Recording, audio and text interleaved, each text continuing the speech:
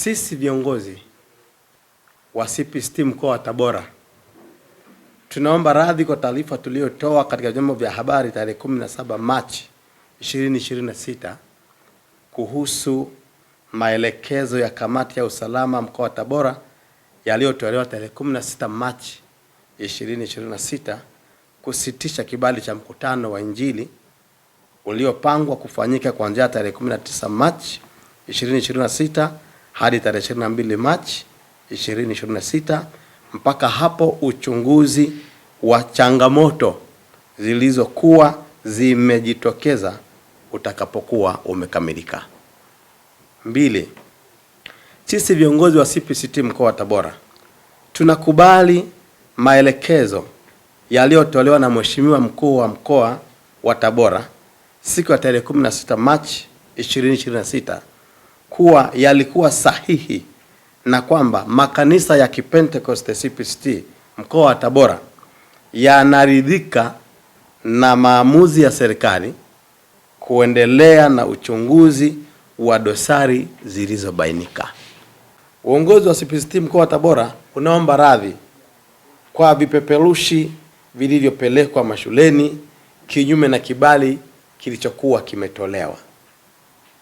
Sisi Umoja wa Makanisa ya Kipentekoste CPST tunaishukuru serikali kwa maelekezo yote tuliyopewa na tunaahidi kuyafanyia kazi, na kwamba tumeridhika na maamuzi, tumeridhika na maelekezo yote tuliyopewa na serikali, na kwamba CPST itaendelea kushirikiana na serikali kikamilifu hata baada ya shughuli za mkutano.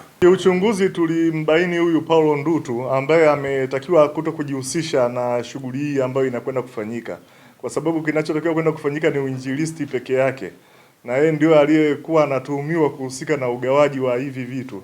Kwa hiyo tumemtaka aondoke, asijihusishe na hili jambo wakati uchunguzi ukiwa unaendelea. Kwa hatua ambayo tumefikia, tumeona kwamba tutoe kibali kwa shughuli za uinjilisti zikaendelea kufanyika bila kuathiri makundi mengine na maadili ya taifa letu. Kwa hiyo kibali ambacho kimetolewa cha kufanya mkutano wa Injili kimetolewa kwa masharti na kwa mipaka ya kufanya mkutano wa Injili peke yake. Hatutaruhusu utoaji wa zawadi, hatutaruhusu bahati nasibu ambayo ilikuwa imeelekezwa, hatutaruhusu ugawaji wa vipeperushi ambavyo vilikuwa na rangi ambazo hazifuati maadili ya taifa letu, hatutaruhusu ugawaji wa mipira ambayo yote imeshakamatwa na inadhibitiwa na vyombo vya ulinzi na usalama. Kwa hiyo utoaji wa kibali hiki umezingatia kuhakikisha kwamba tunaendelea kulinda maadili ya Mtanzania kwa utaratibu uliopo, na shughuli ambayo itafanyika kwenye mkutano huo ni shughuli ya uinjilisti peke yake na sio jambo jingine lolote. Maelekezo yaliyotolewa na mkuu wa mkoa tumeendelea kusisitiza endelee kuzingatiwa kama ambavyo yalikuwa yameelekezwa kwa mustakabali mzima wa kulinda maadili ya taifa letu.